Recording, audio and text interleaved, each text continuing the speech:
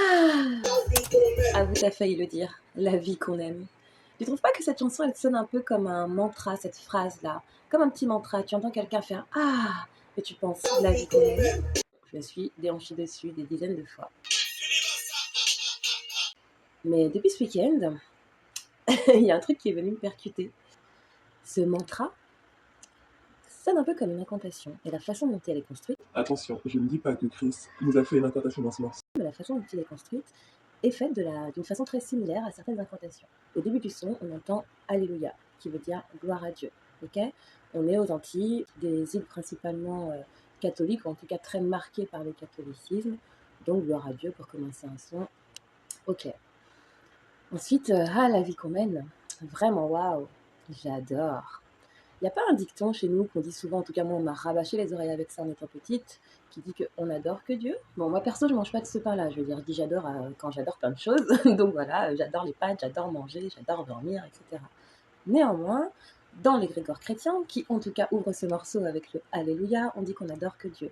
Et ce mot-là, j'adore, a aussi une vibration d'adoration et de vénération. Du coup, le début du morceau dit gloire à Dieu. Gloire à Dieu, de quel Dieu on parle? Je sais pas, peut-être le des chrétiens, il y avait, je sais pas comment est-ce qu'on l'appelle. Ensuite, on dit la vie qu'on mène, vraiment, waouh, j'adore. Mais c'est quoi la vie qu'on mène? Bon, alors, si j'écoute le reste du morceau, c'est une vie où les femmes ont un joli visage, des grosses fesses, et du coup, on se sent béni.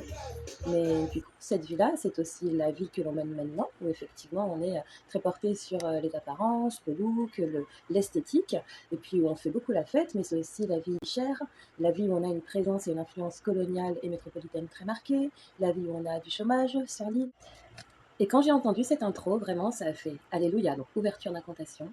Ah, la vie qu'on mène, vraiment, waouh, j'adore. J'adore, j'ai vraiment vu un cadenas se verrouiller, ok. J'adore, je close cette vie que je mène, je l'adore. Je n'en veux pas plus, je ne veux pas qu'elle change. Ils vont comme ça, en fait. Donc, on va rester bloqué là-dedans. Et on est des milliers et des milliers à avoir augmenté cet égrégore cet été en chantant ce morceau-là, en dansant ce morceau-là.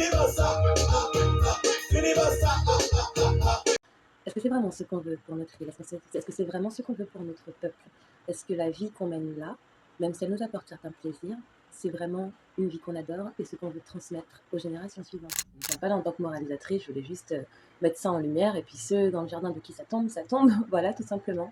Je pense que c'est important de s'intéresser, de faire attention en tout cas aux énergies qu'on nourrit, puisqu'on est dans un monde qui est régi par les énergies. Ceux qui nous maintiennent dans un système esclavagiste et un système de colonisation le savent très bien et s'en servent pour nous maintenir là-dedans. Donc si on peut éviter de rentrer dans leur jeu et de nourrir ces énergies, voilà. Si on peut, j'ai vu qu'il y avait des chrétiens là qui ont repris d'ailleurs le morceau God Bless pour dire à Jésus qu'on aime, un truc comme ça. Faisons des chants qui augmentent notre force en tant que peuple, voilà, qui augmentent nos énergies en tant que peuple. Et je parle même pas de religion ou autre, vraiment en tant que peuple caribéen, faisons des sons qui nous font bouger, qui nous font danser, qui nous amènent de la joie, mais qui viennent renforcer aussi nos énergies. Bref, dis-moi ce que tu en penses en commentaire, si toi aussi ça t'a peut-être interpellé ou si tu t'en étais pas du tout rendu compte. Et ceci n'est pas une attaque. Chris, si tu me regardes, ceci n'est pas une attaque. Mais effectivement, je profite justement de ce morceau pour pouvoir mettre des choses en lumière. Alors merci, grâce à ce son, de nous donner l'opportunité de le faire.